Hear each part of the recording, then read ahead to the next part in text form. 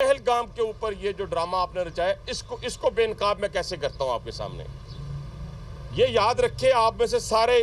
History को समझ रहे हैं और बड़े गौर से कश्मीर के खित्ते को देख रहे हैं, जितने आप जर्नलिस्ट बैठे हैं और जो मुझे सुन रहे हैं, कि वहाँ पर अरसा दराज से मुसलमानों की ज़िंदगी को जीर्ण किया जा रहा है। वहाँ पे हिंदुओं को लाकर ज़बरदस्ती बसाया जा रहा है, उनकी ज़मीनों पे कब्ज़ा किया जा रहा है। कभी इंक्रोचमेंट के नाम के ऊपर उनकी जगहों को कब्ज़े में लिया जा रहा है, कभी जुल्म सितम के ज़रिए उनको वहाँ से भगाया जा रहा है,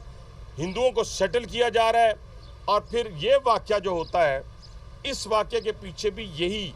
यही माइंड सेट है कि हम ये वाक़या करके उनको डिफेंसिव करें और कश्मीरी मुसलमानों को दहशतगर्द साबित करें, हिंदुओं को कश्मीर में लाकर बसाएं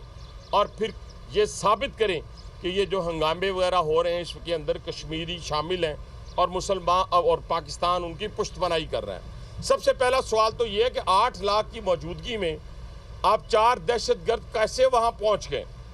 यानी इतना सा कश्मीर है, उसके अंदर 8 लाख फौजी हैं, उसमें भी आप अपनी लॉ एंड ऑर्डर को ध्यान करने की बजाय 5 मिनट के अंदर अंदर आपने इल्ज़ाम पाकिस्तान के ऊपर लगा दिया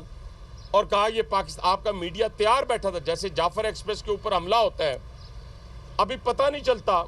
कि कितने लोग शहीद हुए हैं, तो आप कहते हैं 300 ताबूत। आपको ख्वाब आ गया, ख्वाब आपको आया इसलिए कि आप उसके पीछे शामिल थे, मुलव्विस थे। हमने तो अफगानिस्तान से जो कन्वर्सेशन आपके एजेंट के ज़रिए हो रही थी वो पूरी दुनिया के सामने रख दी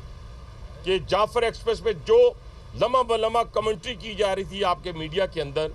और लम्हा बलम्हा वो जो एजेंट था अफगानिस्तान में बैठा हुआ और पाकिस्तान के अंदर दहशतगर्दों से राब्ते में था, 36 दहशतगर्दों की लाशें हमने आपको दिखाई,